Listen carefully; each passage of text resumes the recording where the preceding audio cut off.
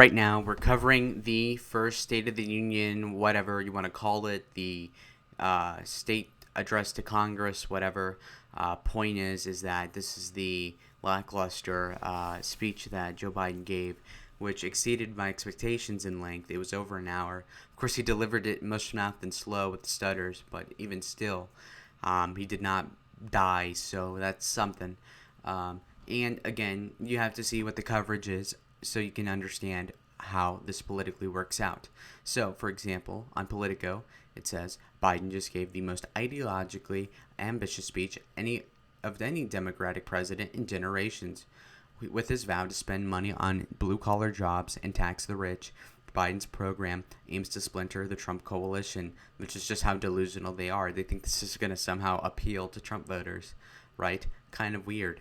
Now, this is basically a new narrative that they're trying to construct, that Joe Biden is the new Franklin Roosevelt. And just because these are both, crippled in their own way, older white men, doesn't necessarily mean they're the same thing, okay? Number one, the Biden changes are nowhere as large as the FDR New Deal, first of all. Second of all, FDR was a way greater man than was fucking Joe Biden, jeez. And we'll see. And if you look here, there's a lot of things that seem kind of crazy, okay? What is crazy? Well, the spending is out of control. And there's a lot of quotes that we have to go over. That's very important, okay? As an example, here it goes. Biden explicitly rejects the conservative notion that government is a hostile force. He is saying as, quote, "Our Constitution opens with the words, 'We the people.' It is time that we remember that we the people are the government. You and I, not a force in a distant capital." Okay? Which is interesting. Why? Well, end quote, first of all. He's conflating we the people with the government itself, which just shows how in his own ass he is. How much he's been in government to the point where he cannot differentiate not being in government from being in it, okay? So, for example, he's saying the government isn't people that are far off in the Capitol. Dude, that is literally you, Joe Biden. That is him. He's been in that Capitol for like 50 years, okay? That's nothing to do with people in Arizona, people in Montana, okay? So, he's so out of touch, and it's insane that he gets away with saying that. And that's got to be considered a gaffe, because that's ridiculous. Also, he is trumpeting the vaccine, which of course was virtually all laid down. The groundwork was mostly laid down by the Trump admin. Not saying that's a good thing, because I am skeptical of the vaccine, especially for young people. But it is what it is, and he is definitely lying about that. And so that's that one article right there. And we're going to move on to the other main angle here, which is ostensibly the $4 trillion plan, right? And this is supposed to encapsulate the 100 days, okay? So first of all, he has the American Jobs Plan, which is a $2.3 trillion package that's supposed to fix the roads and all that, right? And then he has another thing called the American Families Plan, which is another $1.8 trillion, okay? Which includes childcare, pre-K, paid family leave, and tuition-free community college. Okay, and how does he pay for these new trillions of dollars in spending? He's going to increase the corporate tax rate from 21 to 28%. Okay, so he's gonna raise taxes substantially, but not enough to cover for the deficit that he increases through the spending. Yet again, but he criticized Trump for having a $2 trillion deficit incurred by the tax cut.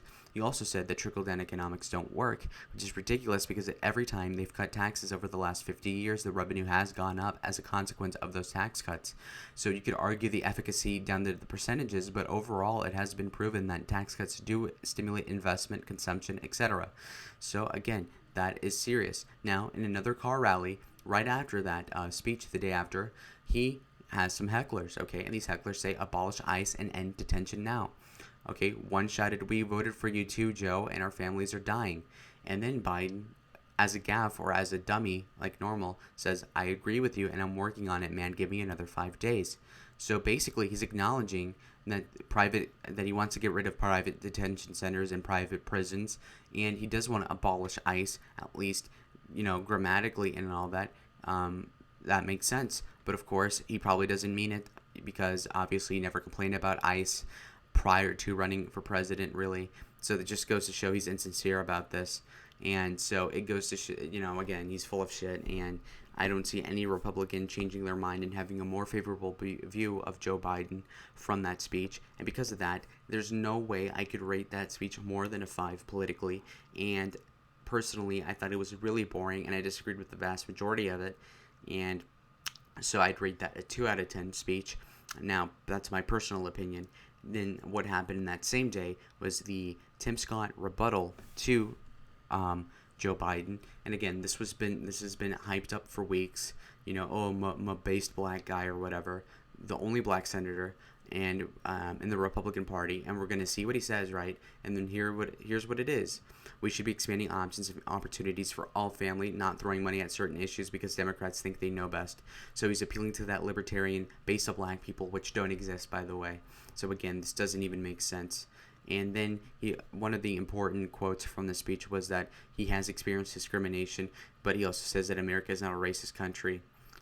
Which is retarded, because basically he's saying, okay, I've experienced racism, but the country isn't racist, which is oxymoronic. But even if you were to overlook that, he's basically saying that even though there is individual discrimination, the system itself isn't racist, which makes sense. But again, by acknowledging that there is that discrimination and not giving a justification for it, you are just leaving an opening for the left to opine about their crap about race. So again, he's not adequately addressing the issues as he should. So he's being hit by the left for being a coon and an Uncle Tom and all that, and he's claiming that that's racist.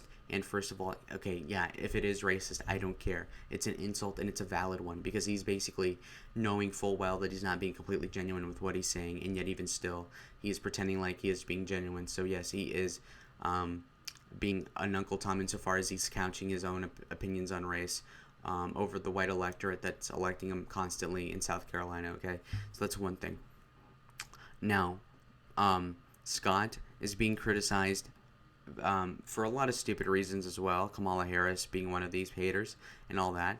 But even still, you know, they're not making overtures to the Republicans as the Republicans are to the Democrats. So, for example, Tim Scott saying, oh, we need compromise, we need to talk one-on-one, all that bullshit. And, you know, it's falling flat. This rhetoric doesn't really appeal to anyone. And so, out of this whole State of the Union squabble, I think nobody ends up winning. It is a wash. Tim Scott gets a little bit more notoriety than he did before, but he's not convinced. But that's about it. He's raising his name ID from, let's say, 1% to 5% with the public. Not a big deal. And insofar as Biden goes, he didn't really change anybody's mind. Record low ratings. He got ratioed on the internet. It was not a good look. Overall, this whole State of the Union mess was nothing more than just that. Not a big deal. You didn't miss much if you didn't see it.